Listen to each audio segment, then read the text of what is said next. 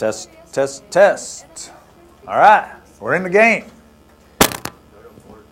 Speaking of the game, anybody going to the basketball games? Sammy, we're like 9th in the country now. I know. It's exciting. I haven't been able to get a ticket. They're tough. Yeah, but I will this time. You got one? Who are we playing coming up? UFC? USF, University of Southern Florida? Or UCF, University of Central Florida? Ah, yeah. Either one. We got a good team. Restart. It's exciting. While he's trying to do that, let's go ahead and make some traction. I've got some very specific things I want to talk about today, and then try to wrap up a little early. I think some students have said they've got some midterm exams, and so we'll get out a little early if it works that way. I think it will. So, first of all, I want to come back to the conversation we were having at the end of class last time. There was some pretty extensive I was hoping that Kayla would be here because she was asking something very specific. We might wait a few minutes and see if she comes in on that then. Instead of going to that just yet, I want to wrap up our conversation around verbal communication. I know we talked a little bit about written communication last time and social. I want to come back to that in a minute. But just to wrap up a couple of things on the verbal. One is speaker phones. If you're going to put somebody on a speakerphone, you need to let everybody know that they're on a speakerphone. Would you want to know that? Yes. Okay, so that's common courtesy. You need to let everybody know. Right? Everybody got that? Rule number 1.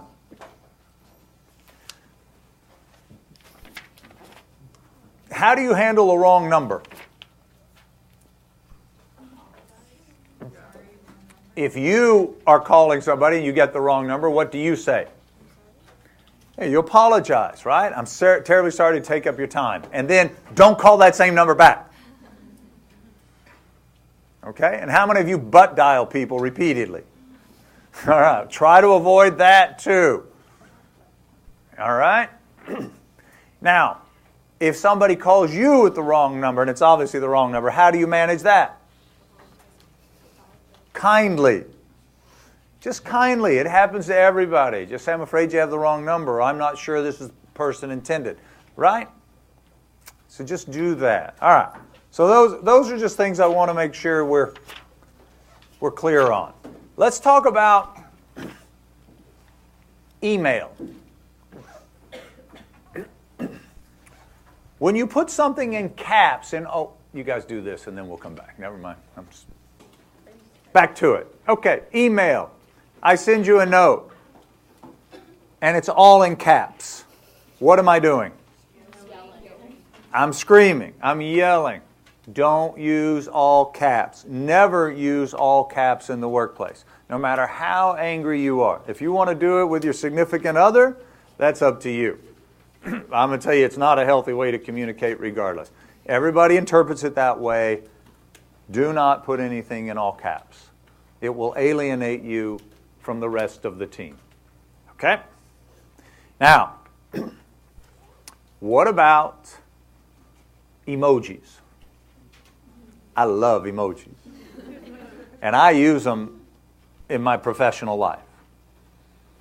And I know a lot of people go, ooh, really? Yeah, I use them all the time.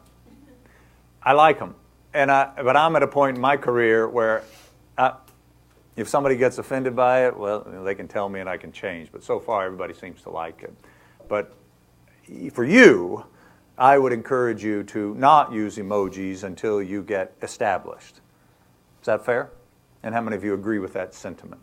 Now, what that means is, if you're not going to use emojis, what do you have to be darn sure about when you write something? That your tone is correct. Exactly. That your tone and demeanor is coming across clearly.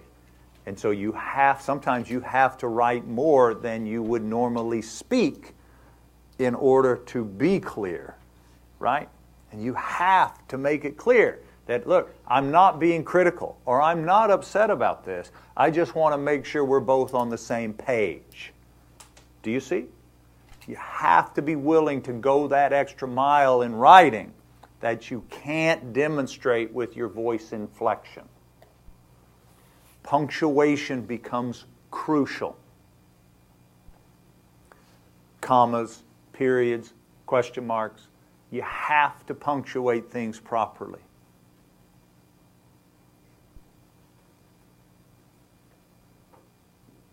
Okay. Blind carbon copies. First of all, in the workplace, who do you copy on an email? Everybody that needs to know. If you get an email that goes to 5 people, do you reply just to the sender, or do you reply to everybody in the chain? You know how to reply all? You reply to everybody unless, if you're replying to the email itself, generally, then you reply to everybody. If you have a specific thought for the sender, you can just reply to the sender. But if you have a thought for the entire group and you just send it to the sender, what does the sender have to do?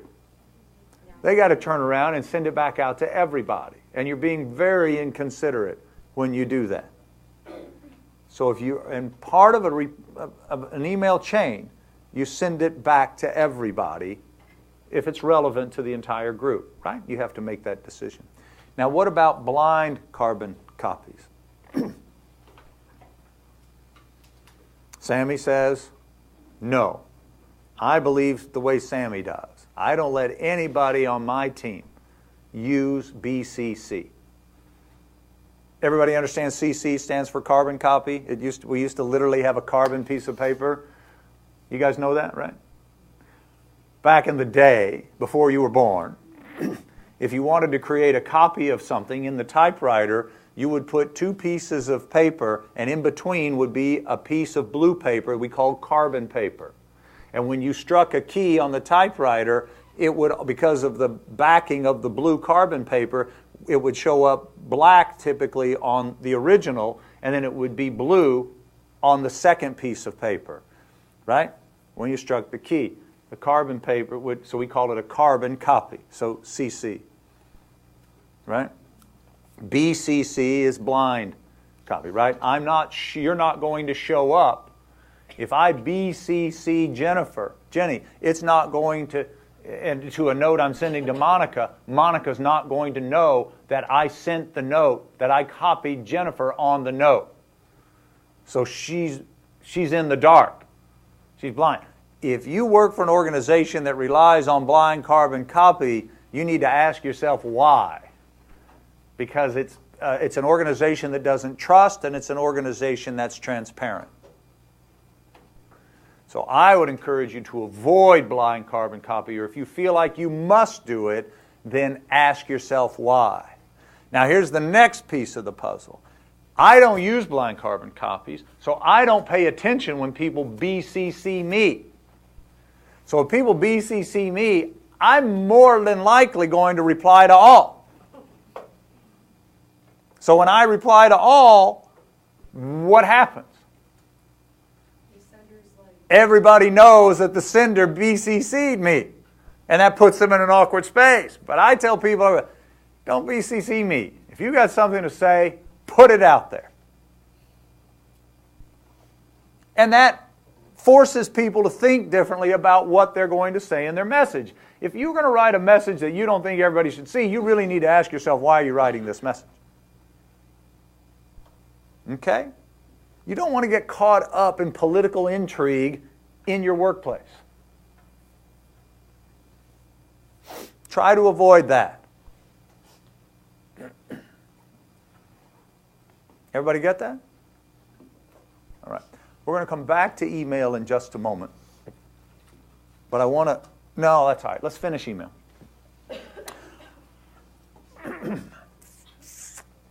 Are you familiar with spam? Yes, Ali. Oh, I was gonna ask, or I had a question about like exclamation points. Yeah. Emails, because I tend to overuse them. I do too. Not sounding cheerful. Yeah. And do you use multiple ones? I do. Not in one. Oh, you don't? Because I'll put 3 or 4. Personally, I do, but not in. Yeah, okay, yeah. Yeah. I'm okay with that. Like I said, though, but I use emojis. So I'm not sure my perspective. Listen, I work with some people that are very traditional, and they'll call you out if you do end a sentence with a preposition. Right? Yeah. But effective punctuation, I think, is good. I would encourage you to use it. I wouldn't try not to overdo it. Yeah, because sometimes I sound crazy. Yeah. But I think it's good. The problem is if you put an exclamation mark on something and then you don't on something else, does that mean you're not emphasizing the other thing you're putting in there? That's what you got to think about. Is punctuation important in an email? Yes. We talked about that. Capitalization. You don't write in all caps. Where was I going with that? Oh, attachments. And then spam. But what do you need to be? That's where it was. Spam. Do you guys understand spam laws? Are you familiar with spam laws? Are you familiar? You're familiar with the fact that you, particularly if you're over in Europe or you're doing business with people in Europe, you cannot cold email them. You can't go find their email address on LinkedIn and then send them a note. You have violated the GDPR, right? Global Distribution Act? No? You're not familiar with that. Canada, you can't do that either. They have to opt in. So it makes it much more difficult to market and to communicate with people. So you can connect with them on LinkedIn, you can direct message them on Twitter or Instagram, and you can ask them, can you give me your email address and may I send you an email? But they have to opt in. You can't just send them a newsletter. You can't send them a note. You can't send them an advertisement. It's getting to be hard. So in the U.S., we're still the Wild West. But there are anti-spam rules in the U.S. as well. In other words, if you send an email blast to people, more than one, you have to a blast. Typically, it's more than one person that isn't in your company. You typically have to give them an opt-out opportunity to unsubscribe. How many of you have tried to unsubscribe for something and couldn't see an unsubscribe button? And how did that feel? You didn't like it. It's like being on a do not call list and they still call you, right? So these are all consumer protection laws that are going into place to try to keep up with technology. But you need, before you get into the business world, you need to be careful that you're not violating the anti-spam acts that are in place. Yeah. Now I bring up attachments in that regard because often businesses today are filtering heavily the email that they allow into their systems. And one of the ways they filter it is if you're sending an attachment to somebody and you're not listed as a safe sender, they're going to push that into spam right away if it has an attachment. Because attachments carry what? Viruses. So you have to realize if you're sending attachments, you're probably, if you're not on the safe sender list, you're probably going to end up in spam. Now here's the point of that. If you send an email and you don't hear back from somebody, and your CEO says, hey, did you hear back from so-and-so at so-and-so about that pitch we made to them? And you say no. And the CEO says, well, how long has it been? You say, well, about 14 days. And you say, and I say, well, wait, what? Do you know if your email got through? You say, no. What am I expecting you to do? Not with an email, with what? A phone call or a direct message. If you're totally averse to phone calls, you got to find another way that's not going to get blocked. You can't just sit there. It's not an excuse to say, well, I sent them an email. That doesn't work. It's also not an excuse with email if Kendall and I have a project going on and Kendall sends me an email, and let's say that Kendall's working on the project and I've asked her to do it, and I've given her a deadline of Monday. And Monday comes and goes, and I say, hey, Kendall, where's that piece I asked you to put together? Kendall says, oh, I sent you an email 4 days ago that you never responded to, so I'm waiting on you. That doesn't fly. Whose responsibility is it to get it done? Kendall's. Whose responsibility is it to follow up if she doesn't get a reply? Kendall's. You don't push that responsibility on to somebody else, particularly if it's in a superior relationship, right? And how's it going to look if Kendall and Allie are working on something and it's due Monday and Allie says, well, Kendall never got back to me. Do I care about that? What do I care about? I care about if it's done. So don't ever use that as an excuse. You take it on, you get it done. Right? It's just like in here, if I put you in teams and your teammate doesn't do the work, who has to do the work? You do. You got to get it. You cannot rely upon that. An email causes a lot of consternation for people in that. So I encourage you not to let that happen. So you learn that in here and not somewhere else. Now, when you create an email, I'm going to give you a suggestion that I have used. Somebody suggested it to me, and I have used it, and it has, I think, really helped me. I always begin my emails with please, and I always end them with thank you. Even if it's a challenging email, I always have please in there, and I always have thank you at the end. Always. And sometimes I have to remind myself to do that, because when I get anxious or I want to redirect somebody, it's hard to say please and thank you. But I've tried in my career to do that always, and I think if you will do that, it will make the culture in the workplace much better. All right. A signature line is crucial today in business. What do you need on your signature line? Does everybody understand what I mean, a signature line? Okay. What do you want on there? You want your name? Your title. People need to know who they're speaking with. If you haven't laid it out and they meet them, if you are, put it in the signature line. The name of the business. What else? Contact information.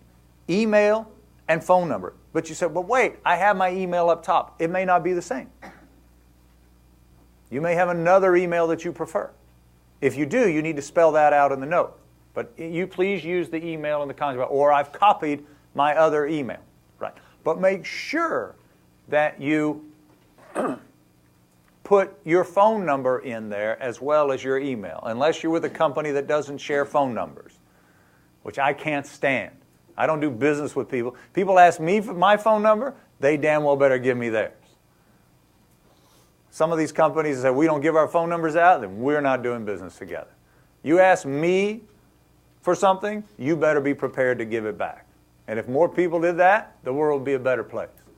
Bilal? Yes, if you're a student, if you're not working at a company, what would you put? Would you put the university and the college?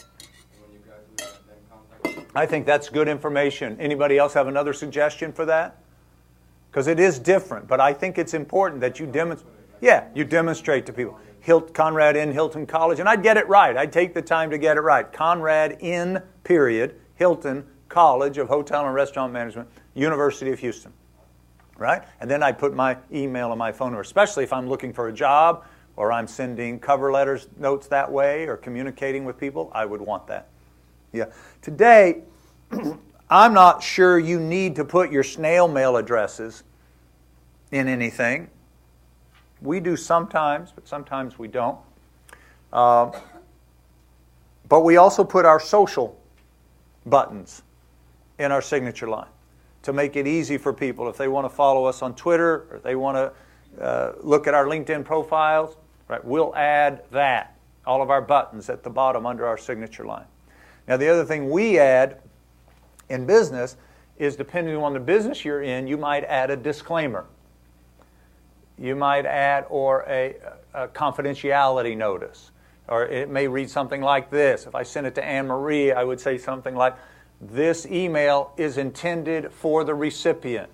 If you are not the intended recipient, please delete this from your file.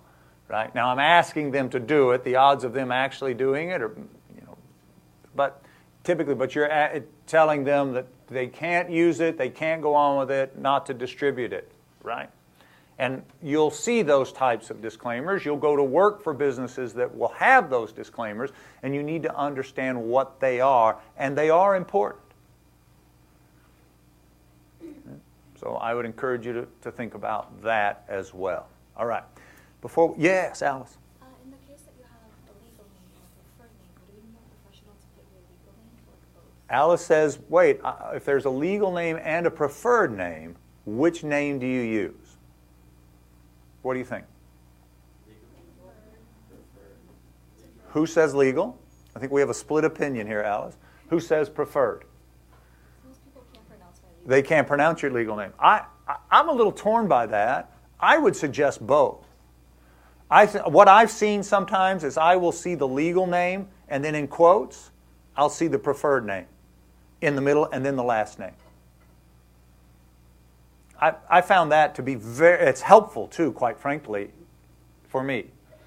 The other thing I've seen, not often, but every now and then, when somebody has a difficult name to pronounce, in paren next to it, they'll spell it phonetically. And I find that to be very helpful. Does that help? Yeah. I want to come back to the calendar appointments you guys made with me last week. How many of you felt comfortable doing that? How many was for your first time setting up a calendar appointment? Raise your hand. All right. Now you know how to do that, right? So if you go to work and somebody says, let's talk next Wednesday at 4 o'clock, can you send them a calendar appointment? And that's important. You want to get in the habit of doing that. Busy people will appreciate you're taking the initiative to do that.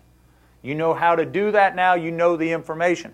Now, I received some just emails requesting a phone call or setting up a time with the information in an email. That's not what I am looking for. So I want you to try again if that's what you did. I want you to set up a Google account, or I want you to set up an Outlook account, and I want you to set up an appointment with me through the calendar. You have to open up the calendar, and it'll say New, and you click on New, and then it'll ask for the parties, the invitees. You'll add you're already included with the email address you use to set up the account. And then you add my email address, and of course anybody else that's going to be on the call, right? And then you put in the purpose, the time, the date, you hit done, and it goes. And it'll go to everybody on your list. But I want you to be able to do that before you leave this class. So if you did not do that this time, please do it this week for the same time. Set it up for Friday. What's the date on Friday? The 24th. No. Friday? No. Today's the 19th, right? Thank you. It's the 22nd. Set it up for Friday the 22nd, but let's set it up for 4 o'clock Eastern Time instead of Pacific. 4 o'clock Eastern Time. Wait, if you sent me the calendar appointment before through that process, you don't need to do it again. Does everybody understand that? Just the people that sent me the email directly, I want to know that you know how to set up a calendar appointment. Does that work? Everybody got that? It was just a handful, but I want you to know how to do it. No criticism. You're not used to that. Perhaps the instructions weren't clear. I just want you to try it again. All right. Back to email. Now, you send an email and somebody doesn't reply. I know we talked about following up with a phone call, but how many of you expect people to respond to you right away? A lot of people do. All right. You have to realize that you cannot expect that. How many of you don't like it if you text somebody and they don't text you back right away? Okay, you've got to get past that. You cannot take that personally. You have to realize that things come up. People are busy. People are texting you right now. And if you're texting them back, you're in big trouble. But you've got to learn to not take that personally. You have to realize that people have other things to do. Now, on the flip side of that, one of your core values of your business, and I think your personal life, is you should try your best to respond to all email within 24 hours. That's considerate. Now, when I say 24 hours, if it's a business email, I'm talking about 24 hours in a business day. If somebody emails you on Friday afternoon, is it okay to respond to them Monday morning? Yes. If somebody emails you on Saturday, do you have to reply to it? No. Or Sunday? No. Now, if your culture, if your corporate or business culture is, we work through the weekend, and that's your culture and you buy into that, then yeah. But is it fair to recognize that not everybody they might not all buy into that culture? Right? So don't take it personally. I email my folks all the time on Saturday and Sunday because I'm thinking about it and I don't mind working on Saturday and Sunday. But I don't expect them to write me back until Monday. And I make that clear to them. I tell them up front, hey, I'm going to send you the thing Saturday and Sunday. Don't worry about replying until Monday. If you want to, great. If you don't want to, it's not expected. But I think that communication needs to take place. Okay? Yes, Sammy. One time I emailed my boss and he said something like, please don't email me after business hours and not when I reply. Right. But it came off as really rude. Yeah. So how can you say that if you want to say that? Yeah. So I think that my son-in-law, for instance, has a subject, let me just read it to you, that I think is pretty good.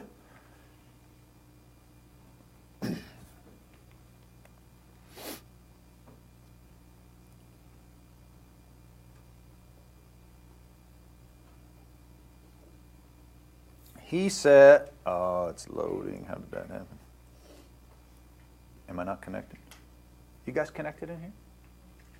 Oh, you're not, right? Because you're not on. My bad.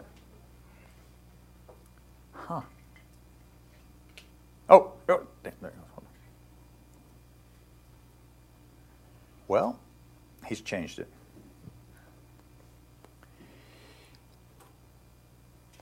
He used to say something like, I disconnect, or I shut down all electronic devices at 8 p.m., or whatever it is the time is, and so please note that I will respond the next day.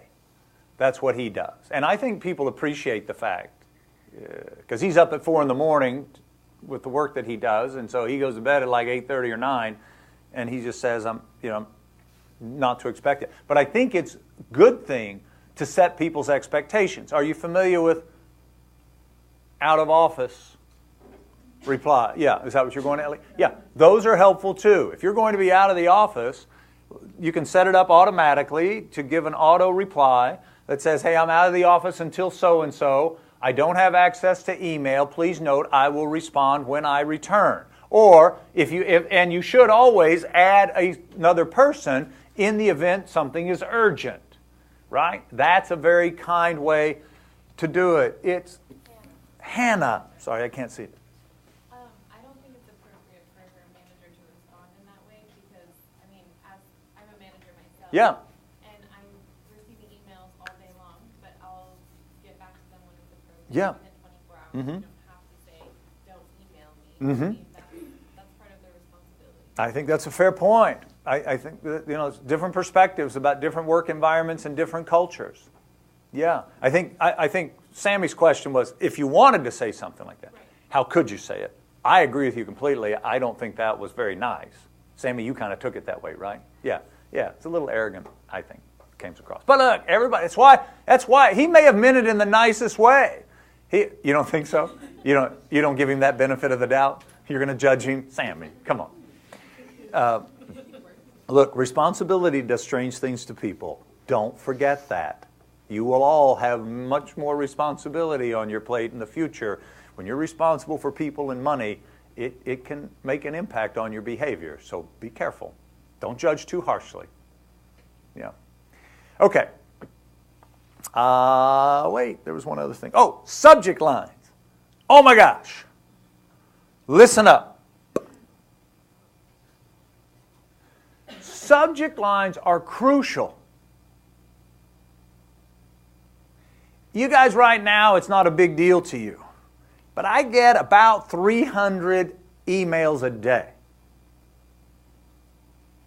spaced over 2 different accounts.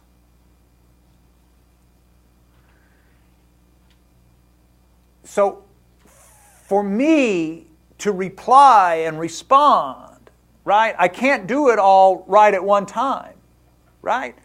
So I need to be able to find emails relatively quickly, and the search mechanisms on emails are good, but they're not great.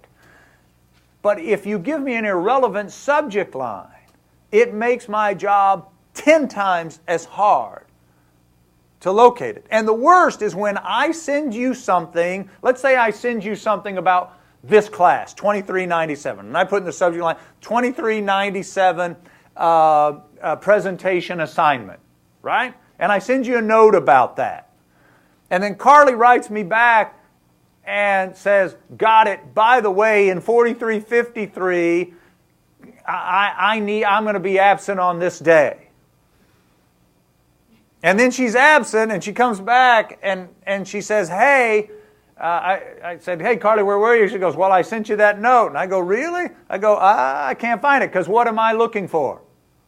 I'm looking for 4353, right? You have to always change the subject line when you change the subject. And it has to be relevant. People don't spend enough time with subject lines. Email has taken the place of what, for the most part?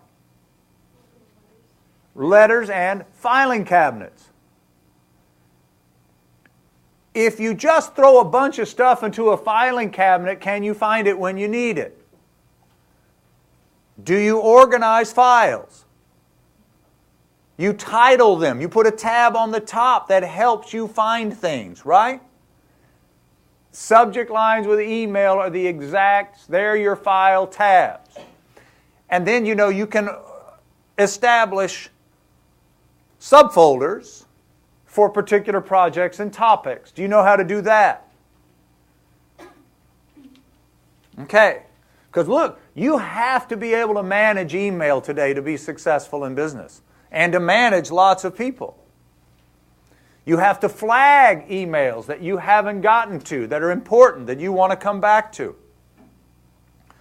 If you haven't, you can, and look, all of this info, I'm not going to spend time in this class on this because that information is free. You just go out, YouTube will give you great free training on that, plus a gazillion other things if you haven't figured that out. But particularly, email management is something you have to learn how to do, because it's the way we communicate today so far. All right. How many of you have social accounts? Okay. What do you rely upon the most? Snapchat. Which one? Nicholas, did you just not hear my conversation about judging people? come from, dude? I'm 62. What about it? No, I'm just kidding. You're 62? Sorry. You look great, though. 62. Thank you. Yeah, 62. You'll get there one day. And yes, all my old friends use Facebook. We've run all of you guys off of Facebook. Speaking of Facebook, Kayla, I'm glad you're here because something happened over the weekend that comes back to what we were talking about, and Lizzie too. And I think we'll get to it. Anyway, Snapchat. Is Snapchat the one that disappears? Yes. Okay. How long does it last? 7 seconds. Oh, I thought that was Vine. Vine doesn't exist anymore. Oh, it doesn't? It went out of business? Huh. You guys laugh it up. I'm into the social sphere. I get it. I was in there before you were born. Just relax. Yeah. No, I was back when I used to work at the Raven Grill, the manager's daughter, she's like, what are you doing? I was like, oh, I'm just checking Facebook. She's, Facebook? Yeah. Do you have kids? Because only parents and old people use Facebook, right. Whoa, I don't know what dimension I'm in. What dimension? How many of you still use Facebook? Raise your hand. Yeah, I think Facebook is still a pretty significant medium, despite Nicholas's thoughts about it. How many of you use Instagram as a preferred method? And do you use direct message on Instagram? Anybody use direct message on Instagram? Yeah. How many of you use Twitter? Have a Twitter account? How many of you use direct message on Twitter? Okay, that's a great way to communicate, especially if you're in sales. It's a great way to connect with people. Direct messaging. It's a great way to do that. Let's see, what else is there? Pinterest. How many of you use Pinterest? Joshua. Oh, yeah, a lot of you use Pinterest. I've never gotten into Pinterest. Yeah, my daughter loves it. And a lot of people that work for us, they like it. But it's not the best communication medium for business. Whereas you can use Facebook. You can create a Facebook page for your business, right? You can use Instagram. A lot of businesses today use Instagram to communicate with fans and followers. LinkedIn. How many of you have a LinkedIn account? Okay, make sure you spend a good amount of time developing your profile. And make sure it's clear and clean and accurate. And you update it from time to time. People use LinkedIn to check you out. The first thing a recruiter is going to do, or a potential work that you want to go to, they're going to look you up on Facebook. They're going to look you up on LinkedIn. They're going to look at your Instagram account. So you need to realize that if you're sitting there with friends drinking a 6-pack of beer, on your Instagram, and you're going to work as a bar manager, they may not appreciate that. I'll get to everybody. Allie? I was going to say, on LinkedIn, NACE is actually having an educational event today where we're having someone talk about LinkedIn as how to use it as a college student. It's at 5:30 in the CSS, if y'all want to. 5:30 CSS, which is the wing over there across the courtyard. Which classroom do we know? 109. So that's perfect. Thank you. Yeah, and somebody's coming to speak about creating a LinkedIn profile. Yeah, her name is Chelsea Monroe. She's an alumna. Alumna? A singular I don't know. It would be alumnus. I think you're right about that. Yeah, I don't know either. She went here. I always get confused about that. Because, I think it's alumna, and then alumni with an AE on the end is plural when you're talking about men and women. I think that's what it is. Yeah, I think we use we use alumni, but I think it's actually AE. I think I could be mistaken. Lizzie, you had your... Anyway, the point is, there's a session going on in 109. Does everybody know where that is? Because that's perfect timing. Yeah, great. Thank you. I think Pinterest is used more for personal businesses and people looking for products. Yeah, fashion, home goods, furniture, things like that. Yeah, I agree. I think it's used for that. And I do think a lot of businesses will use it, like a decorator. A friend of mine does if you're interested, how many of you like closets? You like closets? Who likes closets? It's okay. Who likes closets? Josh, you raise your hand? Yeah. I like closets. How many of you have a very organized closet? All right, my closet is very... Listen, here's the thing.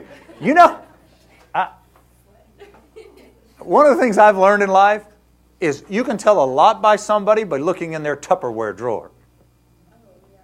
Have you watched that Netflix show? Huh? Tidying Up? No. You I should, yeah. I like things to be neat and organized, and and so I've got a friend, naturally enough, but she has a closet business. You have to realize there are all kinds of ways to make money. And you don't have to work for a hotel or restaurant to use your degree. You have learned how to think, and you have learned how to give good customer service here. This will apply to almost any business you want to get into. I hope you keep that in mind. But she used to be a news broadcaster. And that business got slow, or she got older, and they kind of discriminated against her, right? And they put somebody younger in her place. And she decided, what are you good at? She goes, you know what I'm really good at is organizing. And I said, well, what do you really like to organize? She goes, closets. I said, well, there you go. So she started a business organizing closets for $100 an hour. She would come organize your closet. And she started getting lots of calls and started doing great business. And it expanded to people not just organizing their closets, but organizing their houses. Like if people died, their children would hire her to go in and organize everything for the estate sale. So they didn't have to do that, right? And I've seen pictures of crazy clutter in houses. Are you familiar with that? And if that's you, we're going to change. Because that's kind of unhealthy, right? Get some help. I had a cousin, you could not walk in her home because stuff was stacked and piled, papers and magazines and things were piled. You could not get inside. It was that much of a... Yeah, and there's a disease for that. I can't remember what it's called. Hoarding? Yeah. Yeah. No, it's crazy. It's hoarding. It's not crazy. It's hoarding. You would really like that show. Like everything you described is exactly that. Well, and I'm going to give you a site to go to. I want you to go to this lady's site because I want you to see how a business can evolve. She went from doing $100 an hour to organizing people's closets. Now she designs closets for very high-end homes. Once you see the closets, you'll understand why. Some of the closets are as big as this room. Yeah. Yeah, they're $40,000 and $50,000 closets. It's a whole different world. I get it. But you need to go on and look. It's called the Closet Couture. Yeah. Coutore? T-U-R-E. Yeah, Closet Couture. And it's Dallas. The Couture Closet or Closet Couture Dallas. Her name is Kathleen. Kathleen. She's married to my best friend. But go check it out if you want to see how to evolve a business and what it can turn into. Or if you want ideas on how to organize your closet, you can do that too. But it's great. It's fabulous. But that's back to the organization. How did we get off on that? You're talking about Facebook. Oh, we're talking about Pinterest. No, Pinterest, because that's what she does, right? She'll gather lots of different views and things that you can see, and it makes life so much easier for everybody to do it. But look, take advantage of technology, but do it in a kind way. Now, I want to get back to, I brought up social because I want to get back, because we were speaking last time at the end of class, we were talking about some challenging social messages that we had seen. Does that ring a bell? And we were talking about how to reply, and we talked about when is ghosting appropriate. It's not appropriate in the business world. Right? Look, I try to reply to every inquiry via email or LinkedIn. If somebody says, can I interest you in this insurance product, I will reply, no thank you, I'm not interested. I don't say no thank you, not at this time, because what does that mean? I might be interested in the future. But I do that because if I send something to somebody, I would like to have a reply. Right? So I encourage you to reply to email in the business sense, even if it's unsolicited, just to say, we're not interested in this product, thank you, but thank you for reaching out. That will go a long way. I believe in karma. Okay? Now, some of these more unkind emails on the personal side, I suggest not engaging in the first place if you can avoid that. Remind me, I want to talk about your situation that you talked about in the cell phone store. I had some other thoughts about that. But I want to, something happened over my weekend.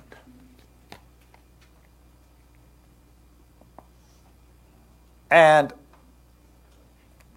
I thought, now, I'm going to preface this comment with this. I try to shy away from political comments in the classroom. But I don't shy away from it on Facebook. Let me see if I can find this. Right. So I posted something after the president declared the national emergency for the wall, right? I'm not bringing that up to talk about it. That's for your political science class. But there was an article written, an opinion piece that was written that expressed concern about his mental competency because of the way the presentation was given. Right? Everybody clear about that? And so I posted it because I thought it was a very cogent article that captured my thoughts about it. And I wrote in my subject line, non compos mentis, which is, it captured the crux of the article, which was, I don't want to use the word insane to describe our president. I don't want to use, something really deprecating. So non compos mentis is a legal term that means maybe not of sound mind, right? Trying to be relatively gentle. That was my intent. So a friend of mine that I went to high school with, to Nicholas's point, we use Facebook, old people. I'll be going to my 50th high school reunion before long. Thank you. He writes, I did not hear you bitching when Obama gave Iran billions without congressional approval, and it was only found out 2 months after he did it. So I replied to him, right? Hey, Jack, thanks for your note. Remember I tell you about taking the high road, right? Hey, Jack, thanks for your note. I mean, this is a guy I went to high school with, right? I mean, he had a twin. I'm friends. We live not too far away from each other. And, every now and then he spins up. Thanks for your note. First, I think you have missed the point of the post. Did you read the articles? A lot of people will reply without reading the article. And I'm like, dude, because he did. He didn't read, because he took one little piece, and it wasn't even what the post was about. So I'm trying to give him the benefit of the doubt and to respond again. It is the entire demeanor and lack of rational thought that is being discussed. Second, I encourage you to do more research via objective sources about the Iranian deal. Because, quite frankly, if you do the research of objective sources, you're going to find that criticism I think from most people that are objective, and the research clearly showed that it was their money in the first place that they got back, right? So it really wasn't a big deal. If you find legitimate objective sources that support your perspective, I'm happy to continue this conversation. Then I said, hope you have a great weekend. Okay, he's my friend, right? We're on Facebook. We're friends, right? So he writes back. Stephen Barth, disappointed in your weak, condescending retort. Might need to take a break from your Trump-hating pulpit. And then in another note below, he goes, stay well and healthy.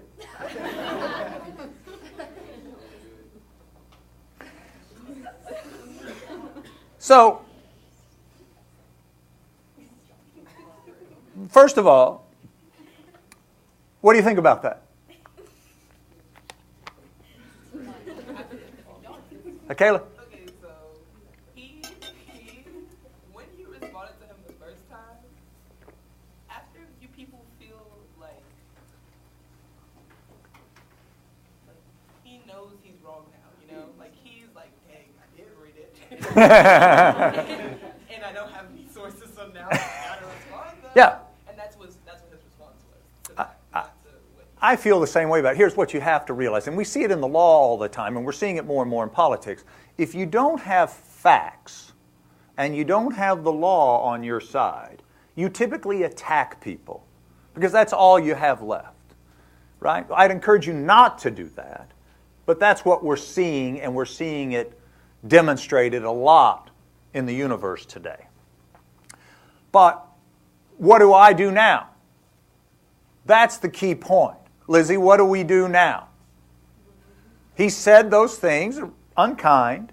Well, But- I would honestly, I know you don't like it, but I would ghost. No, that's exactly where I'm going. I am not going to engage in that. Now, sometimes I might, if I felt like it made a point and I want to respond to it. But in a situation like this, he attacked me. He said some unkind things. But the people that know me, right, and everybody, do I care? I don't care. I'm not going to care. And here's the key. Do not take it personally.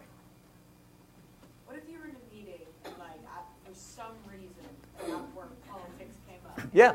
Your superior said it.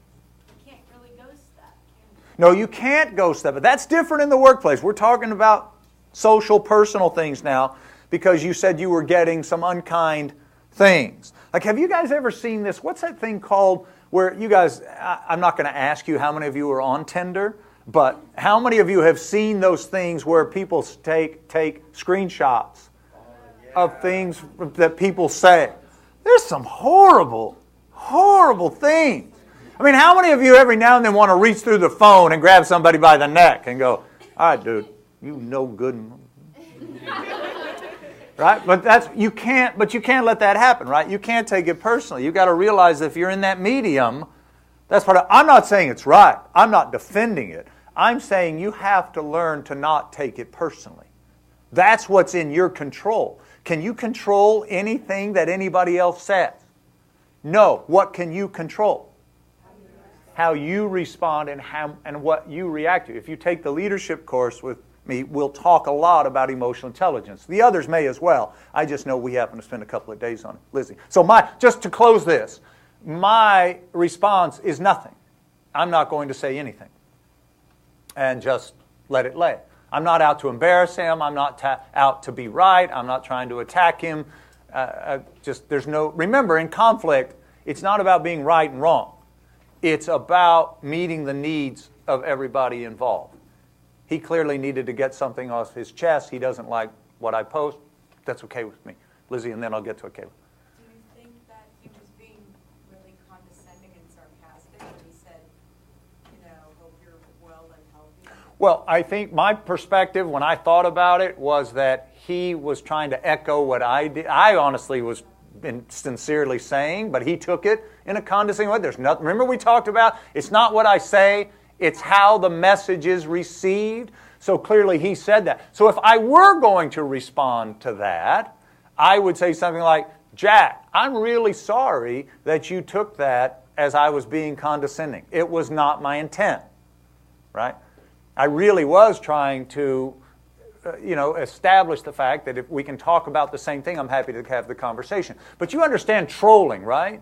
And you don't want to engage in trolling. When you engage in trolling, it's just going to get worse because you're trying to talk with irrational people. And, hey, I shouldn't have to say this, but don't troll. Nicholas. My apologies. Just get right to it. No apology necessary. Did you use emojis? I did not. That was my problem. Thanks, Nicholas. Damn. I'll do that next time. I will. Yes, Sam. Did you do it on the public sphere, or did you message him directly? It was not a direct message. It was in the, he responded in the public. If somebody messages me privately, I respond to them privately. If somebody messaged me in the public, I typically will respond in the public every now and then. If it's a person that's important to me, I will move something over to direct message. And I will never share private information if people say, like this, don't tell people you're going to be out of town for a certain number of days in the public messaging thing, right? Because then they know what? Yeah, you're out of town. I'm going to rob your house. Same thing with Instagram. Oh, I'm in Thailand for the next 30 days. Great. You come back, all your stuff will be gone. So don't Well, I'm not saying don't post pictures, but you don't have to say, I'm here for the next 3 weeks. Right? Be thoughtful. Let me get to it, Kayla, and then we'll wrap this conversation up. So, I feel like the way that you said that you responded uh-huh. is an issue of the lack of the ability to have a conversation like that just in general, where you have to have a point, have evidence, like to be able to argue against your topic, which is something that I feel like is something that it just lacks in a lot of people, because that same exact conversation, I have conversations like that all the time, especially in my generation, where Right. people they don't have the ability to argue Right. correctly, and then their only fallback is to attack you. To attack, yeah. If you, So, yeah. I feel like that's really just not just an issue, but mainly an issue of not being able to Articulate. Yeah. Yeah. say what you gotta say. Yeah, but keep in mind, look, if you find yourself calling somebody a name or resorting to calling people names or judging them, you need to stop and ask yourself why. Right? Because that's a reaction to something that's going on inside of you. So whether it's your personal or professional side, I would encourage you to think differently about that and reflect on why you do those things. Having said that, another way to deflect that type of unkindness, or what you face, the silence or people not responding to you when you're a customer, not acknowledging you, is humor. I thought about this after we spoke. Humor is a very effective way to get your point across. Not sarcasm. Self-deprecating humor is a really good way. So, for instance, I was up in Chicago one time, and we needed electricity at our booth, and it's a union shop, and it's very hard to get people to do things. But the organizer had missed our electricity requirement, and the show's getting ready to open, and we had to have electricity. Right? We paid a lot of money, and we'd asked 4 times to come out and do it. And I thought, well, I'm going to just walk back into the warehouse space and find somebody to do it. When I got back there, 3 or 4 people were just sitting there, just talking, drinking coffee and talking. And I thought, okay, I can yell and scream, but what good is that going to do? It's just going to show that I'm lost my patience. Or I could try to be funny. So I went back there and I said, I can't remember exactly what I said, but I said something funny. And a guy put his coffee cup down, he put his arm around me, and he said, let's go take care of this. And by the way, he said, you mask your anger very well. And I said, well, I'm really not angry, but I am frustrated. And he goes, and you have a right to be. And he came out and he did it, and then he went back.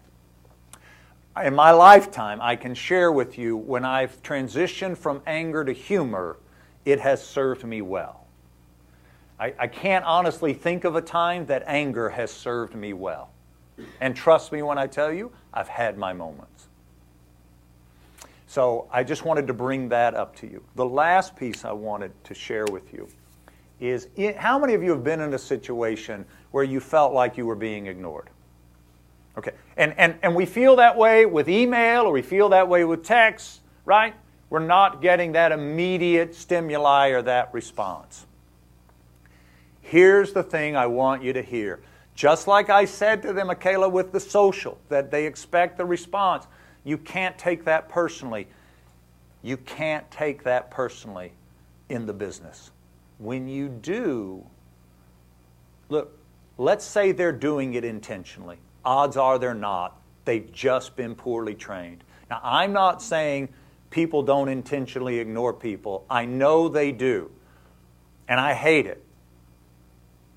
But I am going to share with you, when they do, I would encourage you to remain patient and calm and continue to say, excuse me, could I get some help, please? Right? Over and over time. Or use humor rather than getting angry and upset about it. I just think that will serve you better. What I heard you say was, when I get angry, when I get to it and get assertive, I get attention. Yeah. Right. Because I don't want to do No, I know you don't want to do it, and I understand that. And what I'm encouraging you to do is to think a little different. Everybody, not just you. We all have done that.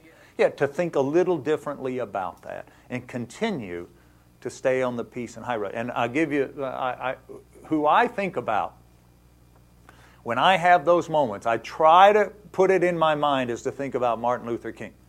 And I try to think about all the hate and vitriol that he had to go through.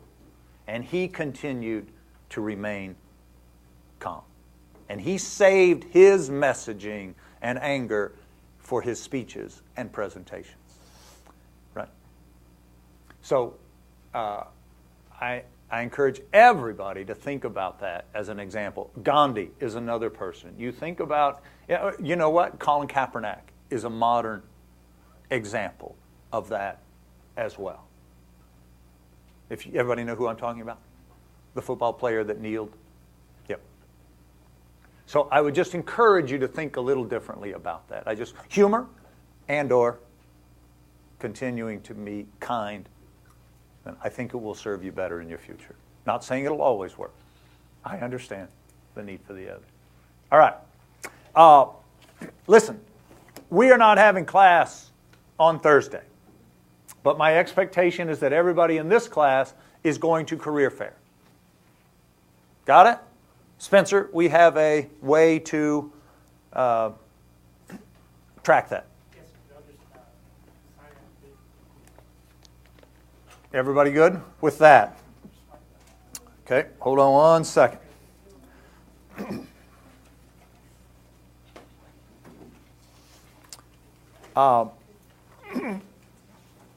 I have a thought that I want to share with you and see what you think. Do you remember that I've asked you to create what I call kind of an emotional piece, a poem or something? Have you found that? Are you working on that? Okay, because I want to start doing a few every day. But here's what I was thinking. One second, I'll get to your question. But here's what I was thinking. If you would like to find a piece in your native language and deliver it in your native language, or the language you're most comfortable with, I'm okay with that. Is that helpful or not? Raise your hand if it's helpful. All right. If you want to do it, you can.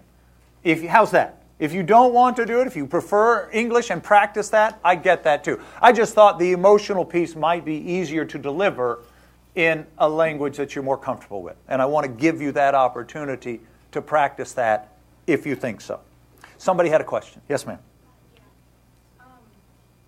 That's just to find a piece, not create. That's correct. Find, maybe it's a poem you grew up with. Maybe it's a short passage.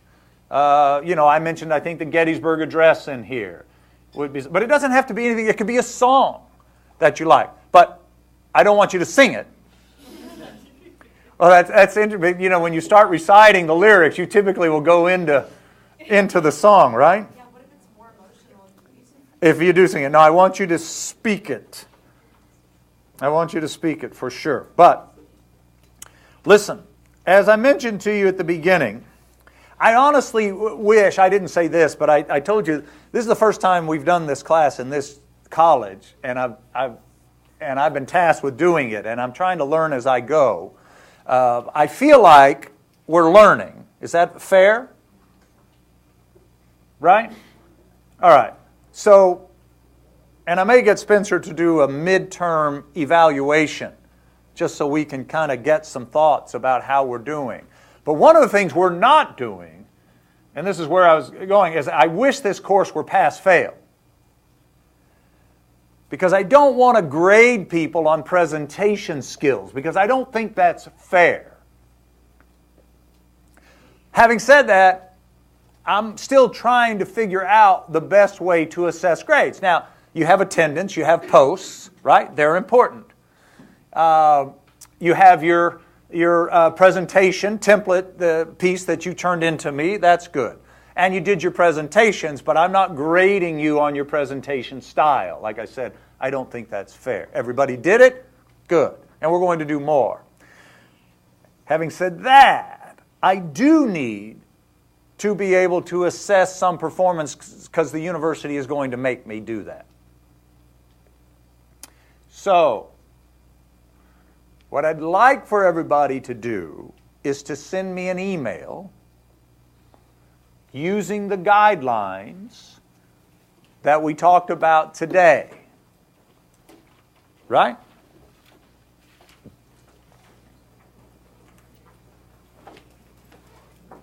It can be no more than 50 words. Send it to my UH account, just like you did your appointment. And make it something to do with communications. Right? Just send an email to me, appropriate punctuation, an appropriate subject line, right? I want you to practice doing that. Create your signature line, right? And send me 50 words or less email about, maybe it's, you can turn me on to a link about communications if you want to do that, or you can write to me about an experience you had regarding communicating, yeah? Or something in the class that has struck you that you want to share with me. Does that give you enough? Right? Just make it relevant to the communications process. And do me a favor, don't write to me about the presentation template. I'm kind of tired of that as you are. Come up with something else. Is that clear? And I'd like to have that before Tuesday's class. Right? Okay. Now, I'm going to help you with your subject line. 2397 email assignment. 2397 is the course number, right? Email assignment. That way, when I go back, if I can't get to them all at once, I can sort them, subfolder them, and I can grade them. But I'm going to be grading you on punctuation, grammar, subject line, right? The tone. No more than 50 words. Now, listen, if English is not your first language, get some help. We've given you good resources. Grammar Girl. You can go to the Writing Center. Get help. Ask your friends. But I want everybody to have an equal opportunity. That's why I'm giving you a week. We don't have class on Thursdays. You don't have any other homework, right?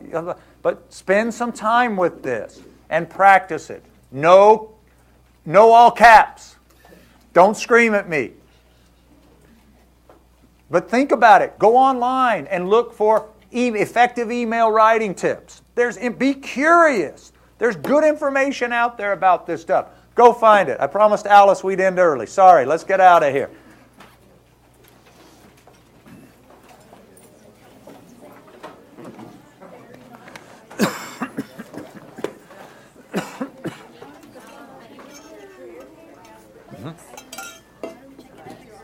You check in at the career fair with a... No, you'll use your ID to swipe. There will be a booth for you to swipe. Okay.